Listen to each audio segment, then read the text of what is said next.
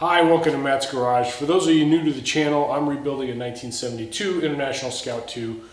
That came with a 345 motor, but I don't have that motor anymore. I've got a Chevy 350 adapted into it. I know the International guys hate that, but I made the decision when I was much younger based on economics at the time.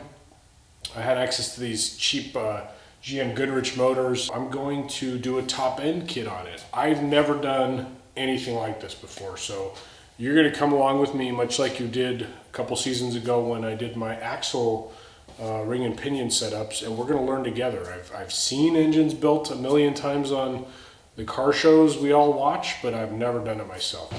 This is the motor in question. Sort of a no-frills Chevy small block on a cheapo Harbor Freight stand. It's the GM Goodrich motor. People will recognize it for being completely underwhelming.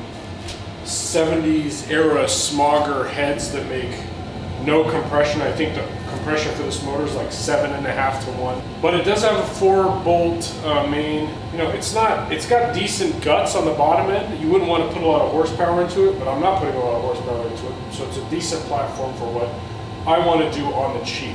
My goals for this engine were really to increase the compression. You know, compression comes power, and this thing just, like, it didn't even smell good. You know, when you get behind a healthy vehicle, the motor smells sweet. You know, but this sucked. So I want it burning fuel better, more efficiently, and I want it to run smoothly and be reliable. And I want to learn in the process about rebuilding motors.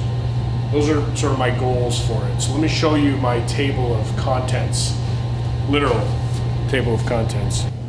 As I mentioned, I may be a YouTube veteran with over 5,000 subscribers. I am a total rookie when it comes to engine rebuilding. I put together this package myself, doing a fair amount of research. And it starts right here with stock GM Vortec heads. These are 64cc brand new heads, bought most of this from Summit Racing. These are going to increase the compression ratio. I'm not sure to what, but I'm guessing around 9 to 1, which is pretty mild, but compared to 7.5 to 1 is like on fire, outstanding. This is just one of them. The other one's over there, but I got to put all this stuff back after I get done with the entertainment, so I just brought one out. I've got a Power Force harmonic damper. This is a smaller one, but it's got the integrated timing tape on it. I'm gonna redo double roller timing chains while I'm in there. I got a Lunati camshaft with lifters. This is hydraulic flat tappet. The model is a 101-20700LK. It's going to be pretty much the top end of a very mild cam. It's going to be way better than the piece of junk that's in my current rig here. When you go to Vortec Heads, you can't reuse the stock manifold. You have to go to a Vortec manifold, unfortunately. So this is a Vortec manifold with sort of a dual setup, meaning you can take the Quadrajet or the Holley carburetor. This is a 2116 Performer Vortec manifold. We got Vortec manifold bolts, head bolts. Can reuse yours, but not recommended. You know, I've got the water neck and gasket, assembly lube. Is that assembly lube? Yeah, assembly lube, thread sealer. And then I've got two gasket sets. I bought this extra one, which is an MS 98,000T, because it's got this funky intake manifold gasket that's got a metal plate in the middle, because Vortecs don't have the two intermediate bolts that the normal old school Chevy manifold bolts had, or manifolds had. And because of that, it tends to blow out in the middle. So this gasket solves that problem. But then an overall Felpro gasket set. Whew, okay, so why didn't I do an LS swap? Well, this motor's 15,000 miles. It's an old truck. Like, I didn't feel the need to go to an LS. I don't know. I know everyone else is doing it, and that partially kind of turns me off. Like when everyone else is doing something, I'm like, you know what? I'm gonna keep it classy. My next steps on this is making it so the work is easy. It's very important whenever you're doing any kind of work. If you can see these cheapo Harbor Freight engine stand, which I would not recommend. I would recommend getting the one that's got the T in the front. You know, when you're doing this, stuff falls out. Old coolant, oil, all kinds of stuff. But there's no way to catch it because this bar is here. And like even if I balance it, the second I drop a ball, you know, it's gonna go flying. So what I'm gonna do is I'm just gonna weld a crossbar on there real quick, just tack it on there, and then that'll hold my oil steady while I start my first step in rebuilding this motor. I ended up just going for the old screw and nylock. This is an old edge of one of those cheap Harbor Freight drawers from, you know, one of those cheapo workbenches, basically. I do keep stuff like that. I try not to be a hoarder, but, you know, sometimes it comes in handy.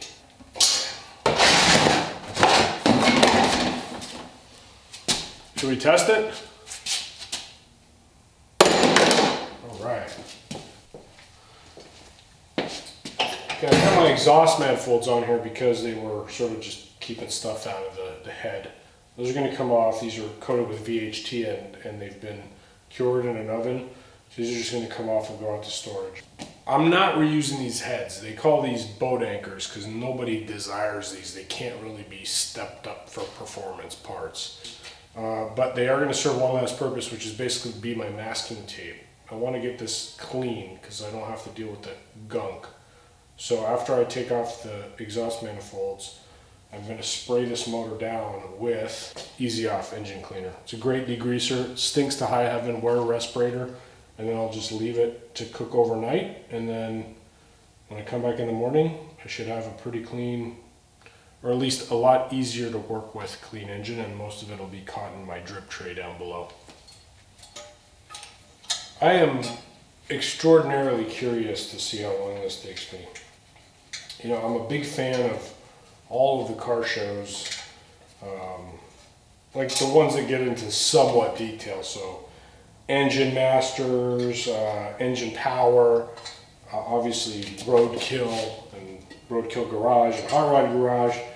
So there's a lot of engine building going on in those shows, you know. And I always wonder, like, how long does filming take, right? Are they just that fast, or is it that easy? I really don't know. I mean, it's really kind of exciting. There's so much of cars that I've done, but I've never done this part, so it should be interesting. For me, anyway. Might be boring as heck for you. Another benefit to my strategy here with this motor I didn't mention earlier is that the Vortec motors in the 90s went to a serpentine setup, whereas I had the old double V-belt pulley, or yeah, V-belts, and I really can't stand the V-belt setup. I find them to be clunky and just impractical from a serviceability standpoint. I'd much rather have a serpentine setup, so I got a serpentine setup off of a junkyard. Like for me, if you're doing one of these types of things, don't bother buying the ones online because they're so expensive and they're not really an improvement. So what I did was I just got the serpentine setup off of a pickup truck in the junkyard, and then got it powder coated. Actually cleaned it with oven cleaner, got it, and then I sandblasted myself. I didn't know I was going to paint it, but then I just ended up taking it to powder coating, and now it's beautiful and ready to be put on. Should be pretty cool. Throwing a rag in here.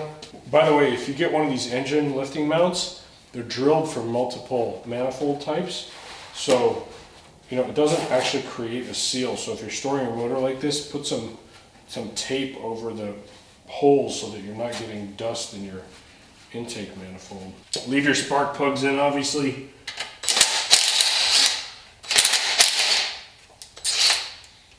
Get my respirator.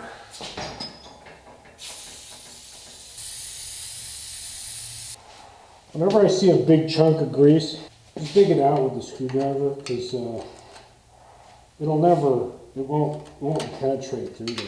The headline, so not really.